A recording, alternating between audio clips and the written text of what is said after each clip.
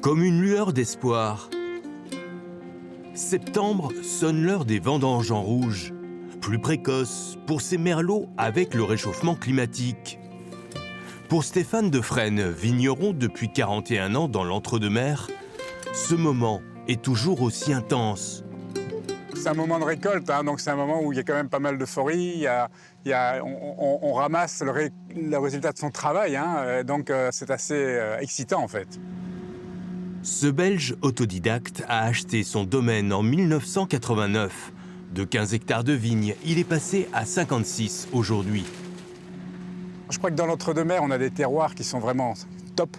À partir du moment où on plante à la bonne densité avec le bon matériel végétal, on obtient des résultats qui sont fabuleux.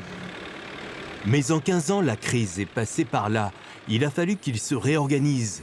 Il vend désormais 80% de sa production à l'export. Fontenay, aujourd'hui, on commercialise à peu près 300 000 bouteilles. On augmente un tout petit peu les ventes tous les ans, mais aujourd'hui, ça va à un rythme qui est assez faible, puisqu'on a vraiment une conjoncture économique qui est très compliquée à Bordeaux. Stéphane Defresne a dû adapter l'offre à la demande, faire des cuvées originales à côté de ses Bordeaux de tradition. Il développe 14 gammes différentes. Dans cette gamme, on fait des vins sans soufre, on fait parfois des vins qui sortent des appellations d'origine contrôlée. Face à la surproduction, il veut produire des vins meilleurs et a décidé d'arracher 6 hectares de vignes moins qualitatives. Exploiter un hectare de vigne, ça coûte à peu près 10 000 €. Et puis, si on ne vend pas le vin derrière, on perd 10 000 €. Donc, le calcul, pour moi, a été vite fait, quoi. 6 décembre 2022, les vignerons de Bordeaux sont dans la rue pour exprimer leur désarroi face à la déconsommation de vin. En 1960, on buvait 120 litres par an et par habitant. Aujourd'hui, 40 litres. Invendu. Combien d'hectos en tout? 1200 de rouge. Faire du vin pour pas le vendre, c'est incompréhensible, mais on en est là. Au printemps, un plan d'arrachage de près de 9500 hectares de vignes est acté pour Bordeaux. Des aides sont prévues en 2024 à hauteur de 57 millions d'euros. L'État met 30 millions, qui pourra pousser jusqu'à 38 millions. La région elle-même met 10 millions d'euros. L'interprofession met 19 millions d'euros. Certains vont aller vers ce dispositif, d'autres le trouvent trop contraignant et ils n'iront pas. Mais nous savons qu'il faut faire fonctionner ce dispositif maintenant. L'image carte postale de ces beaux châteaux du Médoc ne suffit plus pour vendre. À la tête de la Motte Sissac, Vincent Fabre en a pris conscience, lui qui exploite 90 hectares en Haut-Médoc et à Margaux. Produire, c'est déjà pas simple, mais commercialiser aujourd'hui, c'est encore plus compliqué, notamment pour les vins rouges de Bordeaux, où il y a une certaine désaffection de la consommation traditionnelle et historique de Bordeaux. Sa production est très importante, 600 000 bouteilles à écouler. Aussi, depuis 5 ans, il s'est diversifié avec des vins monocépages et des étiquettes rajeunies. On est bien dans le monde de l'AOC, on a toujours revendiqué l'AOC, mais avec un packaging qui est très novateur et qui s'adresse à ces jeunes qui attendent pas de bois, ils veulent du fruit, ils veulent des vins goulayants qui éventuellement sortent du frigo, même pour des vins rouges, on peut le faire. Pour le merlot, c'est un grand bol de fruits rouges. Pour le malbec, c'est du pruneau, des noix. Pour le cabernet sauvignon, c'est de l'épice, poivre blanc. Et on a un vrai moment de partage et de plaisir, d'émotion fruitée. Chez les cavistes, on mesure la réalité de la demande. Dans cette enseigne qui propose 600 références de vin et 1000 bières du monde entier, le consommateur a l'embarras du choix. Moi, du coup, la bière, je viens de Lille, donc pour moi, c'est une tradition chez nous. Après, j'ai quand même pas mal été élevé aussi au vin, parce que j'ai un oncle sommelier. Le concept After Work marche à fond avec des dizaines et dizaines de jeunes salariés. Ici, le principal concurrent du vin, c'est la bière. Ils proposent du vin, mais on vient principalement boire de la bière.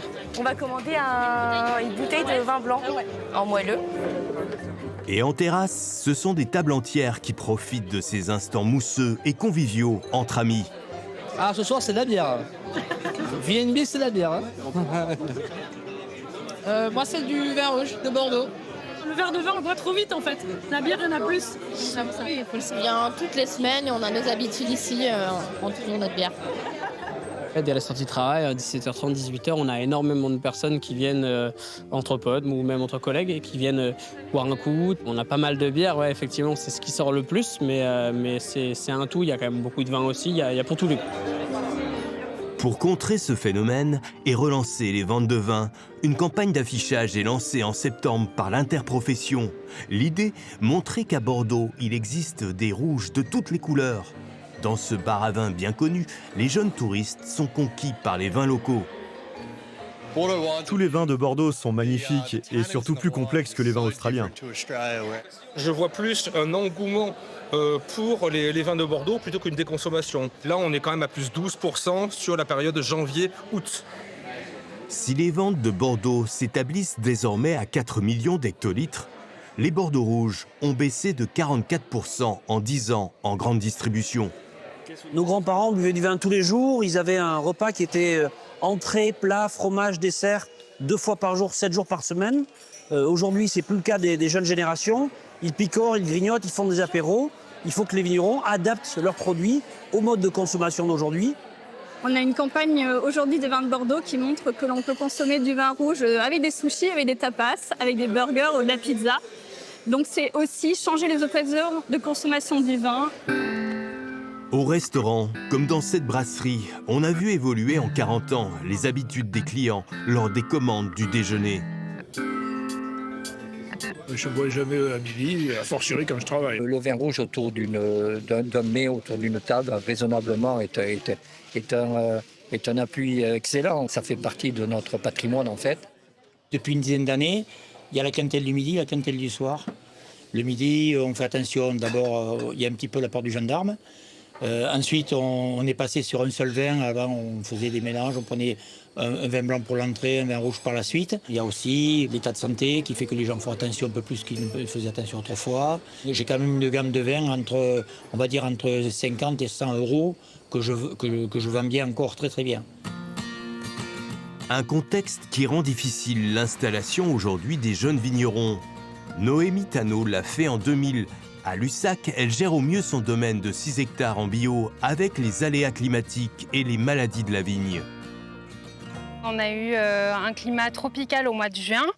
Et puis donc en viticulture biologique, ça a été compliqué à endiguer. On a eu beaucoup de mildiou cette année. Et donc ça provoque forcément une grosse perte de rendement. 70% de pertes pour sa récolte 2023, alors que depuis 4 ans, elle ne se verse pas de salaire. Une année qui malgré tout se solde par un couronnement. Choisi comme vigneronne engagée, son vin a été dégusté par le roi Charles III lui-même. Depuis, les 3000 bouteilles de sa cuvée au packaging épuré se sont arrachées en quelques jours. C'est très simple, mais à la fois on revient vraiment à l'essentiel et aussi à ce qu'attendent les consommateurs aujourd'hui, c'est-à-dire ils veulent du fruit et quelque chose de simple, pas trop boisé, pas trop galvaudé et voilà, pas se prendre la tête en ouvrant une bouteille. En grande distribution, les foires au vin d'automne sont l'occasion de bonnes affaires, avec des rabais à 10-15%, de quoi mettre en avant les vins de Bordeaux. Trouver quelque chose, un rapport qualité-prix qui est super intéressant. C'est pour entretenir, on peut retenir le chauvinisme, enfin, je trouve ça amusant, quoi. Puis c'est pas si mauvais que ça, les vins de Bordeaux. Moi, je suis un gros amateur de Madiran, puisque je suis de là-bas.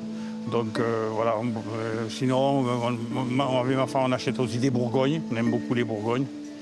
Les Bordeaux, moi, je suis pas très fan. Ce supermarché réalise tout de même 1% de son chiffre d'affaires annuel durant cette période de foire au vin.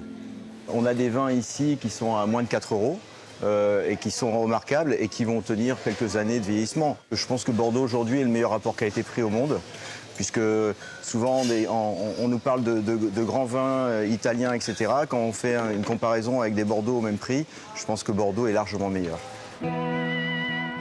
Chez les négociants, Fabrice Bernard, à la tête de Millésima, connaît bien le marché.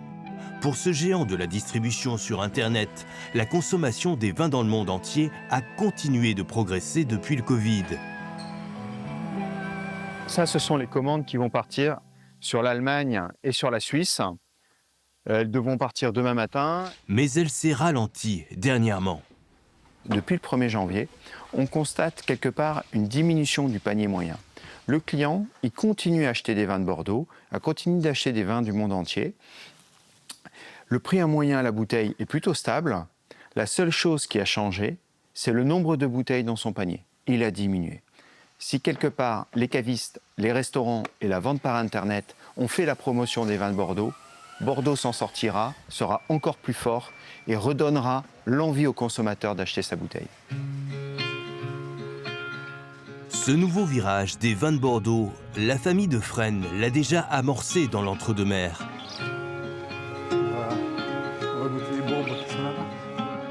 Stéphane et sa fille misent énormément sur les vins blancs secs. Pour recruter des nouveaux consommateurs, des vins blancs, c'est l'idéal parce que les jeunes aujourd'hui viennent vers le vin avec ce type de produits qui sont très aromatiques, qui sont plus légers en alcool et qui sont bio en plus.